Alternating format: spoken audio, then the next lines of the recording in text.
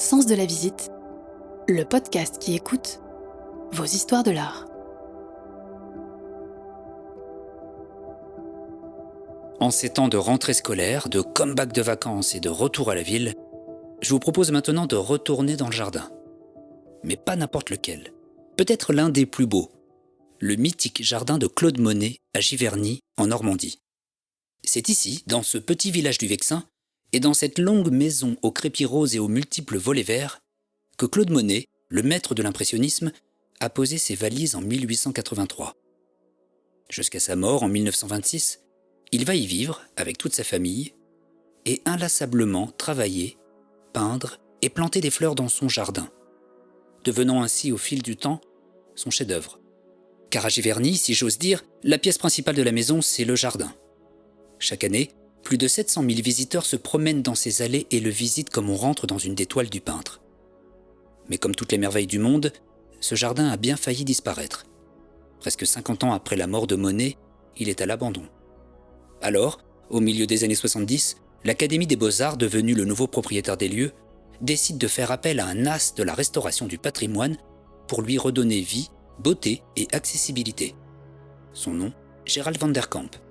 Ancien conservateur du château de Versailles, pour lequel il avait brillamment réussi la remise en état des 2 Trianons, c'était l'homme de la situation. Et comme il avait ses entrées partout, aussi bien dans les ministères que dans les salons mondains, c'était plus facile pour lui d'aller chercher mécénat et financement. Rapidement, il se met alors en quête du seul matériel d'archives à sa disposition pour reconstituer le jardin. Les souvenirs des gens qui ont connu Monet. Mais pour réussir dans cette tâche, à Giverny, il lui fallait l'essentiel. Un bon jardinier. Et c'est Gilbert Vahet qu'il va choisir. À cette époque, presque tous les opposent.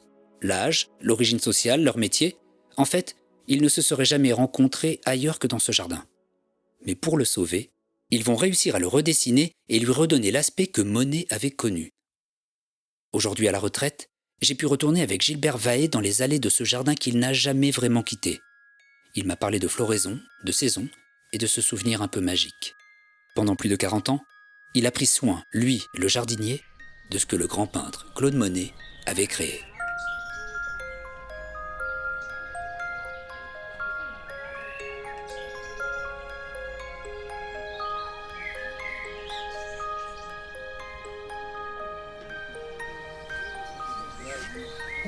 Où est-ce qu'on est là sur une carte de France ? Sur une carte de France, on est aux confins de plusieurs départements. On est à côté de l'Île-de-France, là, parce que dans le pré en face, c'était les anciennes Yvelines. On a le Val d'Oise, qui est juste à 2 pas, la Roche-Guyon, et puis on a l'Oise, qui est juste à côté aussi. Donc on est sur la vallée de la Seine et la vallée de l'Epte. C'est ce qui a permis à Monet de choisir cet emplacement. Pourquoi ? Pour le peintre, parce que les plus belles couleurs sont est ou ouest, au lever du soleil et au coucher du soleil. Et ces vallées font que c'est très dégagé, donc on a les couleurs apparentes très tôt le matin. Ça, c'est pour le peintre et pour le jardinier, parce que c'est un coteau adossé à la colline au nord. Donc face au sud, ça crée un microclimat, en plus en zone humide. C'est-à-dire que l'eau n'est pas très loin. Et un jardin sans eau, c'est pas un jardin. Avant d'arriver à Giverny, on se rend compte ici que la nature, elle est presque luxuriante. Enfin, c'est très verdoyant, c'est vallonné, c'est une très très belle nature. Oui, parce que c'est chargé en eau, c'est une vallée protégée du gel. En plus, il y a une évaporation, parce que c'est une zone humide. Donc il y a une évaporation. Alors ça crée un phénomène qu'on appelle l'irisation de l'air. C'est-à-dire qu'à certains moments, et c'est très éphémère, l'atmosphère prend une couleur tout entière. Surtout rose. Et après, ça évolue quand le soleil monte dans le ciel. C'est assez exceptionnel. On commence à comprendre pourquoi Monet s'est senti particulièrement bien ici. Quand vous décrivez la nature, on comprend qu'il y a une part d'esthétique très importante. Pour moi, c'est l'endroit idéal pour un peintre et puis pour un jardinier. Est-ce que vous êtes de cette région, à l'origine ? Alors moi, mes origines, j'ai peu connu mon père. Mais je suis né pas très loin, sur le plateau du Vexin. Mais la destinée a voulu que je revienne. Mais ça, c'est la destinée, parce que j'ai vécu en banlieue parisienne. à l'âge de 2 ans, ou même pas, donc j'ai émigré, j'ai complètement quitté la région. Donc je ne peux pas dire que je sois un gars du coin parce que je n'y ai pas vécu. Alors maintenant, si, avec l'âge... Vous êtes le jardinier qui a permis de revoir le jardin de Giverny comme il était avant. Comment vous vous êtes rencontré avec Gérald van der Kemp alors que finalement vous êtes très éloignés tous les deux à ce moment-là? Ouais, très très éloigné. Moi, je suis né en 48, donc j'étais un 68ard, bien sûr. Donc on était très éloignés. À l'école de Versailles, j'ai vu Gérald van der Kemp qui venait s'informer, prendre des cours. Et là, franchement, je ne l'appréciais pas parce qu'il avait une attitude hyper mondaine, hyper bourgeoise, et ce n'était pas du tout mon style de vie. Alors pourquoi Van der Kemp me choisit? Ben voilà, c'est la destinée. En fin de compte, il a rencontré lors d'une réunion M. Shaw, le directeur de la Versailles, et puis il lui a fait part de son projet qu'il cherchait rapidement un chef jardinier pour l'aider dans cette tâche qu'il a entrepris. Alors, et M. Shaw, m'ayant vu 15 jours ou un mois avant, a pensé à moi. Donc il a pris rendez-vous, il a dit « ouais, je connais quelqu'un ». C'est un bon élément, enfin bref, il a dû vanter la marchandise, j'étais pas là, mais je pense. Hein. Et voilà, le rendez-vous a été pris. Alors j'y allais avec un a priori. Quand il m'a reçu dans ses appartements, il m'a reçu en robe de chambre, alors ça m'a déjà décontenancé, parce que jamais j'aurais pensé le voir en robe de chambre. Et on a discuté, 3-4 heures, on a discuté ensemble de jardin, de tout. Et là, j'ai revu ma position, donc mon jugement sur lui. Et après, je me suis rendu compte que cet homme, c'était un homme exceptionnel parce que c'est un super caméléon. Quand il était avec des ouvriers, il était comme eux. Et quand il était dans un monde hyper bourgeois, il était comme eux. Donc ça, je m'en suis rendu compte. Et au bout de cet entretien, je lui ai dit que je lui rendrais ma réponse dans un mois, le temps de réfléchir et puis d'en discuter avec ma fiancée. Et j'ai accepté pour apprendre, parce que je me suis dit, avec Gérald van der Kemp, il a le même profil que le peintre, Monet, il est peintre et il aime les fleurs. Donc avec lui, je vais apprendre beaucoup de choses dans un secteur que j'ignore complètement. Et moi, je lui apporterai un autre secteur, un complément dans ce qu'il ignore. Ça va être un bon échange. Et quand vous arrivez pour la première fois à Giverny, qu'est-ce que vous voyez? La première fois, je vois quelque chose de complètement abandonné, mais oublié aussi. Même moi, je confondais Monet et Manet. Et quand on parlait des travaux là, personne n'y croyait. C'était le début de la crise énergétique. Même Van der Kemp disait non, les gens ne vont pas mettre de l'essence pour venir jusqu'ici de Paris et tout. On ne pensait même pas à l'international, hein.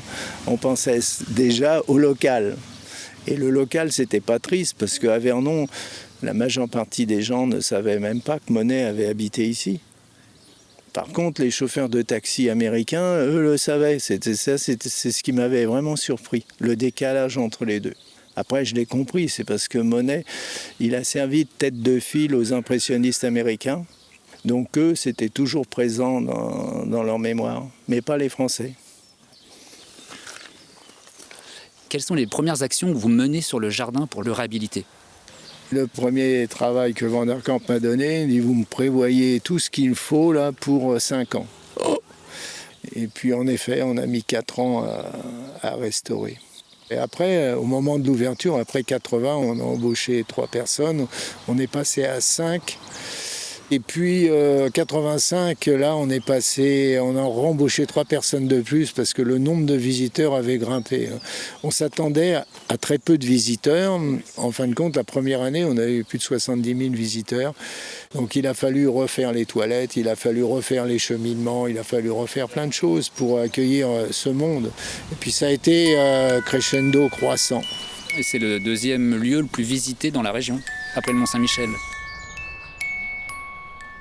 Moi, j'ai envie de savoir ce que Gilbert Vahet, le jardinier, connaissait de Claude Monet quand il a commencé à travailler dans son jardin. Personnellement, pas grand-chose. Je vous dis, je confondais Monet et Manet. Mais j'avais Gérald van der Kemp, qui lui, vu son âge et vu sa position, avait les mêmes amis que Claude Monet. Donc il avait des sources orientées vers la fin de la vie de Monet, bien sûr, vu l'âge. Je m'appuyais complètement sur ses dires, avec des fois des points où j'étais pas d'accord. On en discutait, mais je faisais quand même. Parce que je m'appuyais sur sa culture, je m'appuyais sur son vécu. Donc, et des fois, je mettais en doute pour l'allée centrale, par exemple, et puis à la plantation de printemps. Puis un jour, je vois une photo de Clémentelle. Oh, je dis, il avait raison. Van der Kamp avait raison, c'était comme ça. À partir de quelle source, à partir de quel document vous avez pu reconstituer le jardin tel qu'il était? Vous êtes appuyé sur des souvenirs, des archives, des témoignages? Beaucoup d'archives, mais surtout des interviews de gens.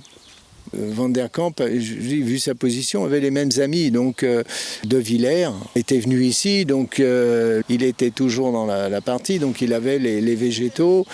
Même moi, dans les années 79, j'ai reçu un jardinier qui avait travaillé avec Monet juste avant la guerre de 14. On a passé une après-midi ensemble. Il était âgé, il était à la maison de retraite, mais il est venu nous voir. Il a contrôlé notre aménagement et il était d'accord, pas d'accord. Et là, on est à côté d'un paulownia et il nous l'a fait planter parce qu'il nous a dit, là, il y avait un paulownia. Alors, hop, on l'a planté. Bon, là, celui que vous voyez, c'est que celui d'origine que l'on avait planté, il était trop vieux, il est mort. On en a replanté un cette année. Et derrière nous, il nous a signalé que c'était le tas de déchets à Monet. Alors on a dit, bon, maintenant, on ne va pas remettre le tas de déchets là, c'est visitable, non? Est-ce qu'on peut en profiter pour faire un petit tour de ce qu'on a sous les yeux? On est assis sur un banc, plutôt dans le bas du jardin. Là, en ce moment, le point d'intérêt, c'est de l'autre côté. C'est côté ouest, parce que c'est le champ d'iris en ce moment, et le début des roses. Ici, c'est le seul point circulaire dans le jardin de Monet. Tout le reste, ce sont des allées rectilignes qui se croisent. Et ce point circulaire est entouré d'une prairie. Et cette prairie, vous avez à l'ouest, là, vous avez les couleurs chaudes, donc c'est jaune-orange, mais là, c'est pas encore en fleurs. Dans le fond, vous avez le premier massif bleu, donc nous, on appelle 41. Et ça doit être pour ça qu'il y avait le paulownia qui était là, parce qu'il fleurit bleu, ce paulownia. Et derrière nous, pareil, c'est jaune-orange, couleur chaude. Donc on a un carré de plusieurs couleurs. Donc ça permet au peintre de calculer son sujet suivant ce qu'il veut faire. S'il veut faire des masses monochromes, il va se mettre dans un endroit que des monochromes, ou les couleurs claires devant ou derrière. Enfin, c'est lui qui va calculer. C'est pas du tout comme au jardin d'eau où, en fin de compte, tout le décor est fait, on pose ce chevalet, puis on attend les changements d'éclairage, les changements de lumière. On est à la fois dans un tableau, évidemment, si on regarde, mais on est aussi dans une palette de peinture. Oui, on est au milieu d'une palette et en même temps, c'est le résultat de sa passion. Il était collectionneur, il était horticulteur, jardinier, donc toutes ces collections qu'il menait, il les organisait. Donc là, on est dans la partie organisation, la période des iris, la période des roses, la période des pivoines arborescentes, des pivoines herbacées. Tout ça, c'est des collections avec Calbot et d'autres, avec Godefroy Bouillon sur le quai de la Mégisserie, qu'ils achetaient, qui s'échangeaient. Donc ça, c'est un peu la partie botanique, ça l'est moins du côté jardin d'eau. Vous dites qu'ils achetaient des fleurs comme ils achetaient des pigments de couleur, en fait, presque. Ah ben, tout à fait. Ils les achetaient par passion, par originalité. Et cette passion l'emmenait encore plus loin, c'est à créer des hybrides. Parce qu'il en recevait de ses amis, mais lui, il voulait en offrir aussi.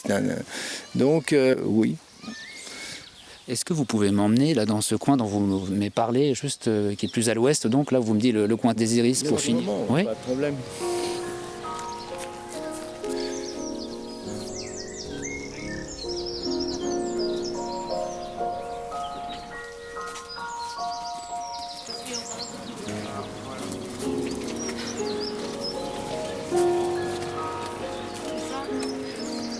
Le soir, ça sent vraiment bon parce que les juliennes, c'est très odorifère. Donc, mais c'est surtout le soir ou le matin avec les particules humides, en fin de compte. Il y a beaucoup plus d'odeur. Elle est très belle. On est dans l'allée centrale du jardin de Giverny. On a à droite devant nous la maison de Monet. Ouais, toute rose. Le rose, c'est dans un filament chromatique, c'est la jonction. Parce que le rose, il peut être saumon, donc il tire sur les couleurs chaudes, ou il peut être plus bleu. Donc c'est la liaison entre les deux. Et puis donc de chaque côté, on a des juliennes. Des juliennes, des eaux, des érémurus. Et là, on est au changement, à la transition de deux styles d'allées. Là, déjà, on arrive dans les lignes monochromes. Vous seriez venu il y a 3 semaines, c'était des polychromes, c'était des taches de différentes couleurs. Là, on arrive à la transition. On comprend avec votre description à quel point c'est une composition anticipée. Anticipé, mais chargé d'histoire, parce qu'il faut revenir en arrière. En fin de compte, tout ça, ça date en 1883, quand il est venu aménager ici. Sa compagne, elle voulait être seule pour loger tout le monde, et elle a envoyé Monet avec Renoir peindre dans le midi de la France. Et quand il est revenu chargé la tête d'idées et tout. Et il a ressenti une chose, c'est l'oppression. Donc ça allait au-delà de l'impression. Il a voulu la traduire sur son allée centrale. Là, on ne le voit pas en ce moment parce que la plantation commence, c'est le début. Et en fin de saison, fin août, septembre, les capucines viennent jusqu'au centre de l'allée et ça recrée le petit ruisseau de Sassau, qui est un site assez exceptionnel. C'est une vallée très escarpée avec des restanques qui étaient cultivés à l'époque de Monet, avec des fleurs et des légumes. Et quand on était en bas de cette vallée de Sassau, on ressentait cette oppression du monde végétal, parce qu'on voyait très peu le ciel et on était envahi. Et dans les tableaux de Monet, si on reprend la série des nymphéas, en effet, le ciel, on le voit en reflet, mais on ne le voit pas en réel. Est-ce qu'on peut se diriger vers les nymphéas, justement ? Oui, c'est de l'autre côté de la route. On va peut-être prendre... Là, on va prendre la porte, là, comme ça, au moins. Allez-y. Ouais.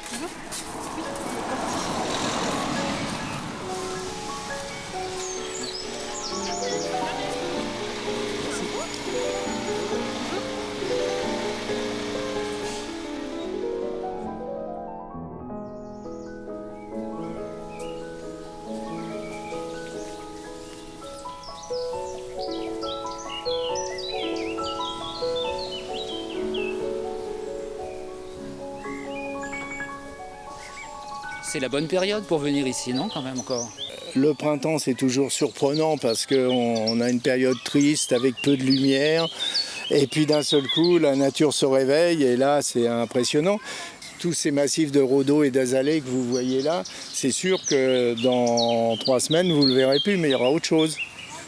On a traversé la route, il y a un gros camion smirmorque qui nous a laissé passer. Et puis on est rentré dans la partie des nymphéas et du pont japonais. Vous me dites. Ça, c'est une chose que Monet n'a pas connue parce que cette route n'existait pas. C'était une voie ferrée. Il y avait 3 trains par jour maximum, donc il était toujours dans sa propriété. Bon, là, c'est différent. À l'époque, c'était abandonné. Quand on a commencé la restauration, à Vernon, ils ne savaient même pas que Monet, enfin beaucoup ne savaient pas que Monet habitait là. Donc, ils ont aménagé la route. Ça serait maintenant, je pense qu'ils auraient trouvé une autre solution. Ils auraient gardé la voie ferrée, ils auraient fait passer la route ailleurs. Hein. Mais bon, c'est le destin. Là, on voit le petit cours d'eau. C'est un rue, hein, c'est le rue de l'Epte.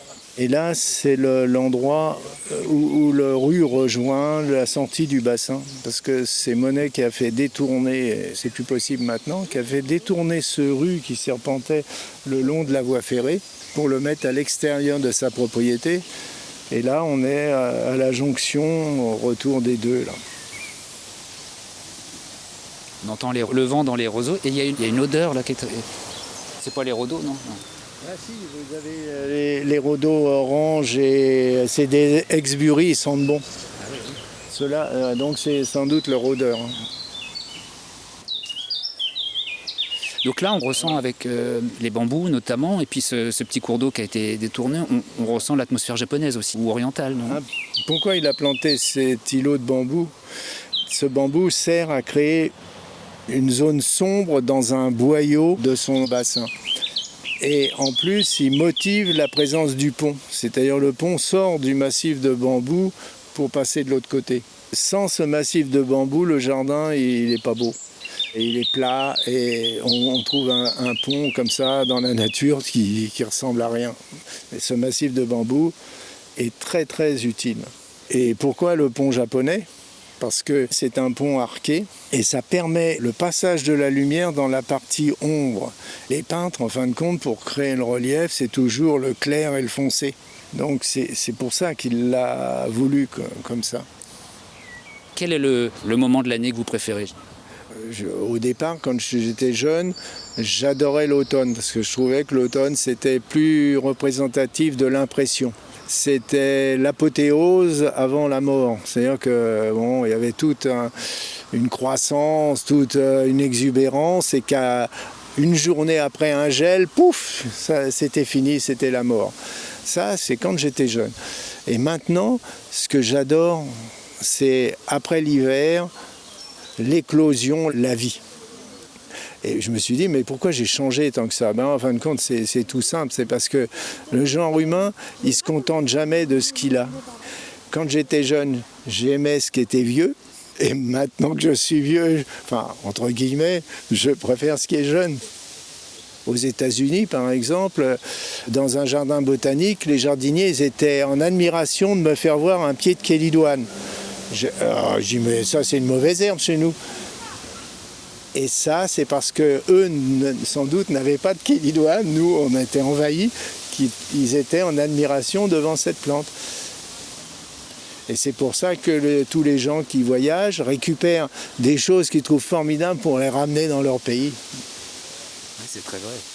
À quoi ressemble votre jardin à vous ? Est-ce qu'il s'inspire du jardin de Claude Monet ou il est totalement différent ? Il est personnel, créatif, brouillon, ordonné ? Il est ordonné, il est divisé en deux parties. La première partie, ce sont que des couleurs roses, bleues, sauf certaines exceptions. Dans le mur, si jamais il y a une kélidoine qui pousse, elle est jaune, donc il y a un peu de jaune. Et la seconde partie, c'est l'inverse. Toutes les couleurs chaudes avec des pointes de bleu pour créer du relief. Et il y a de l'art aux pierres, c'est-à-dire que j'ai des sculptures en buis. Parce que je trouve qu'en hiver, c'est la vie du jardin. Et quand moi je jardine, mes sculptures, c'est mes amis en fin de compte. C'est une jolie image. J'ai lu dans une interview que quand Gérald Van der Kamp était parti, vous aviez ressenti une vraie tristesse après le décès de Gérard Van der Kamp. Oui, c'est vrai. Parce qu'avec Gérald, c'était comme mon père adoptif en fin de compte. Parce que le problème de père dans ma vie, j'en ai pas eu vraiment. Donc c'était mon père adoptif. Et c'est vrai, quand il est décédé, ça m'a fait énormément de choses. Vous savez, c'était un homme assez exceptionnel. Et son tempérament d'être caméléon, comme ça, faisait qu'il avait la porte ouverte dans tous les domaines. Et lui, il était complètement désintéressé. Il n'a jamais fait pour lui, il donnait. Je vois, moi, quelque chose m'aurait fait plaisir, même n'importe quelle valeur, il me le donnait. C'était un homme exceptionnel. Si vous savez que pendant la guerre, au risque de sa vie, il a protégé une grande partie des œuvres du Louvre, les Allemands voulaient les emmener. Et franchement, j'ai été très très heureux de le côtoyer et de pouvoir travailler avec lui. C'est pour ça que je suis resté en fin de compte. Et que jamais je l'aurais abandonné. Pendant notre vie, moi j'ai eu des propositions japonaises, mais je n'ai pas quitté parce que moi l'argent ne m'intéressait pas. Je n'ai jamais calqué ma vie sur un apport financier. C'était pas l'élément moteur. J'ai connu dans ma jeunesse la misère. Et cette misère m'a permis de rester content de ce que j'avais. Dès l'instant que j'ai eu ce qu'il faut pour manger, une maison pour ma famille, un jardin, pourquoi envier ? J'adore voir les belles choses, mais je n'ai pas envie de les posséder. D'en profiter, c'est déjà un grand luxe. Et ça, avec Gérald Van der Kamp, je pense qu'on avait un peu le même tempérament. J'ai demandé ma retraite par honnêteté. Parce que normalement, j'aurais pu rester plus longtemps. Mais physiquement et moralement, j'étais dépassé. Parce qu'on ne se rend pas compte de la charge administrative que ça peut représenter. C'est pas le jardin, non, le jardin, pas de problème. Mais c'est la charge administrative. Il fallait que quelqu'un d'autre prenne la relève parce que c'était pas bon. J'aurais pas fait de belles choses. Il fallait que du sang plus jeune. Là maintenant je suis confiant et c'est que du bonheur.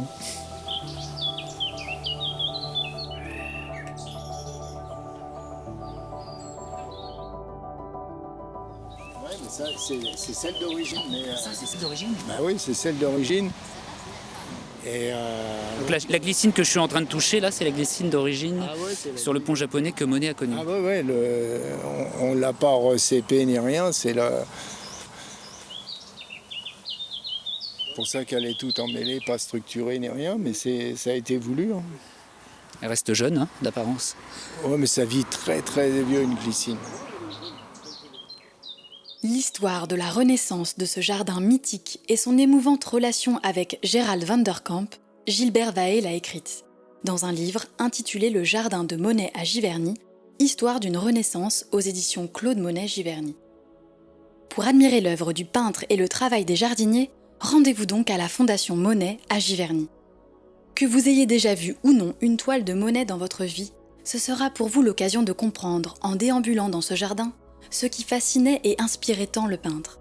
Les nombreuses variétés de fleurs, le pont japonais, les jeux de lumière et reflets permanents des arbres et nuages sur le jardin d'eau, et les fameux nymphéas.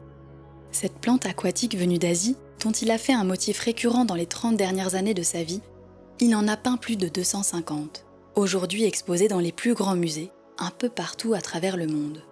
Mais l'endroit incontournable pour les admirer en peinture, c'est évidemment les sublimes salles du musée de l'Orangerie, qui leur sont dédiées, où 8 panneaux se déploient sur près de 100 mètres de longueur, avec l'éclairage zénithal du jour, qui laisse entrevoir le changement des teintes de peinture en fonction de la lumière naturelle.